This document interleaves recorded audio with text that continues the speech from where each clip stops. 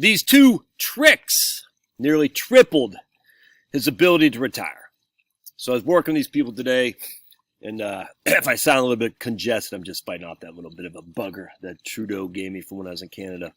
Anyway, so I'm working with these people today, just crushing. It's crazy, man. I don't want to say too much more. But anyway, just good folks. And they're looking at the right capital, and I'd worked with them a couple, I guess 2021 is the last time we worked together. So for those of you wondering, I charge a $500 annual review fee for those who want to, or my clients want to engage, and we just revisit the numbers. But we haven't talked to these guys in 3 years, so it's been 3 years since we did the $500 annual review thing. So we did our formal plan 2021. It's been 3 years now. He's like, hey, I think I'm ready. And so 2024, send me $500. It's not $500 every year. It's just $500 whenever you want a consultant. That's it. And we're just crunched the numbers. And this is what we came up with initially, because I was like, man, 32% probability of success. And look, as much as I even discount Monte Carlo in some regard, I don't want to tell anyone to go to retirement with a 32% chance of probability. So I was like, damn, what happened? You know what I'm saying? Because I guarantee it wasn't like that 3 years ago. I don't recall, but I was like, man, something went off the rails here.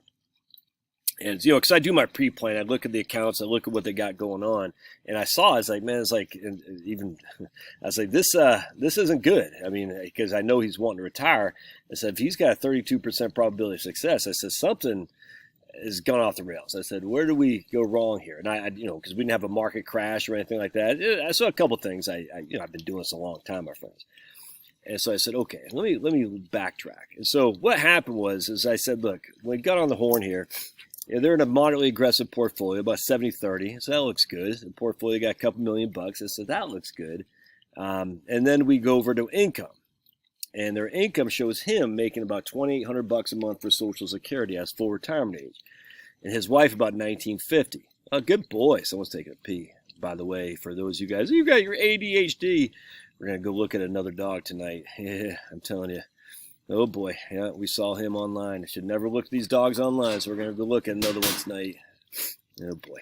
And that's the last thing we need is another dog. It's only a 12-week-old puppy. Still not quite fully potty trained, but hey, boy, here comes Pablo. Anyway, does that bother you if I lost my train of thought? Because I didn't lose my train of thought. It's all up in here, baby. So I said, all right, so Social Security. So I tell him, we'll call my man Mitch. All right, we'll call him Mitch McConnell. I said, Mitch McConnell, when's the last time you actually updated your Social Security numbers? He goes, oh, man, I haven't updated those since we talked. I said, aha. So, and I said, we talked 2021, yeah. So it's been 3 years, yeah. I said, okay, let's go ahead and update your Social Security numbers. And he goes, okay. So he, went back to his guy. Hey, come here. He went back and looked at his Social Security numbers. Instead of being $2,800 a month, it was $3,800 a month now. So his Social Security benefit went up from $2,800 to $3,800. That's $1,000 a month difference, dudes. $1,000 a month, all right? And on top of that, his wife went from $1,950 to about $2,500 a month. So we're talking his increase in Social Security for over the last 4 years has gone up by $18,000 a year between he and his wife. And he just, look, he got the Social Security. We didn't get it for her, but pretty good exemption. But for him, it's straight off his Social Security. That's $18,000 a year. I'm just throwing it out there. So say we updated that. Okay, that made a big difference. Still is tracking about 66%. 66%. So then we got to look at spending. So what you do is you look at on the right capital or any other software you're using, you got to look at your cash flows. Come here. And the cash flows are going to be where everything resides. And so I'm sitting there, I'm thinking, man, you guys got to spend like $190,000 a year, and that's everything, all inclusive. I said, you're showing you're spending $8,000 a month on just day-to-day stuff, plus a mortgage, I can't remember what it was, $30,000 a year, plus property tax, plus homeowners insurance, plus income tax, plus health insurance. I can't remember exactly how much it came to be, but basically $190,000 a year. He goes, no, $8,000 was all inclusive. I said, aha. Now that did not include health care, that did not include income tax. The $8,000 included his mortgage, included his property tax, included his homeowners insurance, included his day-to-day spending. So he had him double billing for his mortgage, his property tax, and he lives in his high property tax state. So he was double billing him. So instead of being $8,000 a month, which is we reduced that to $6,000 because we already have his mortgage and his property tax someplace else. So, and even $6,000 in the high end. So he went from $8,000 to $6,000. Now, we're still going to include health care, which I'm using about $1,000 a month on Medicare. And before they're on Medicare, they'll be on Obamacare. Because they don't have a whole lot of tax deferred, tax beneficial, they'll all be tax deferred. That means they're going to have some probably not going to get a huge amount of Obamacare premium credits. So I'm showing about $1,500 a month for Obamacare until they're on Medicare. So either way, we got well over 5 figures a year in healthcare costs, and that's inflating at a 5.5% clip. So on top of that, income tax would be part of that too, right? Because if you're going to, the bulk of your money is in IRAs, you got to pay income tax on it. Shocking. So we're still looking at spending $140,000, $150,000. Even that, they're like, that seems way high. So no, I get it, but we're going to run with that.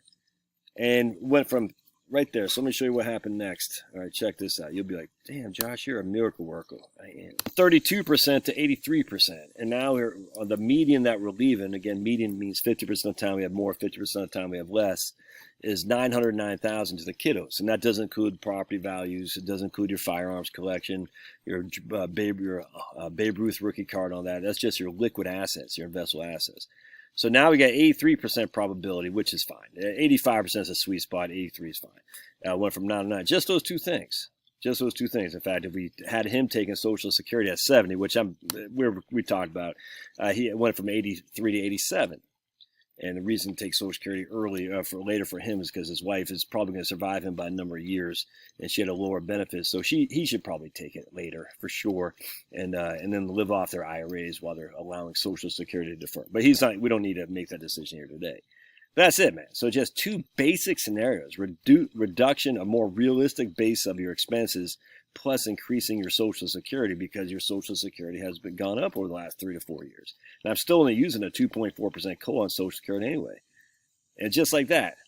I mean, again, and it makes me look good. Well, Josh, you're a miracle worker. I said, yeah. I bless you, my son. I bless you. I'm being silly. I'm not being, I hope people laugh. They say, how dare you blaspheme? No. There's only one God. And trust me, it ain't me. So anyway, at the end of the day, though, it's like just like I've been doing it so long, I got a pretty good gauge. You got to update your Social Security, you got to revisit your expenses, and other than that, and then we can look at when to take Social Security. Do we need to change your risk portfolio and whatnot? But other than that, you're good to go. Have you done that on your own retirement plan? If you haven't, what the hell are you doing, dude? You update your Social Security in particular first and foremost, and then revisit your expenses. Make sure your expenses are actually tracking what your real expenses are, that you're not double billing yourself because, I make $200,000 a year. I need $160,000 a year to live on. That's just so freaking stupid, dude. Stupid. All right. Love your thoughts. God bless.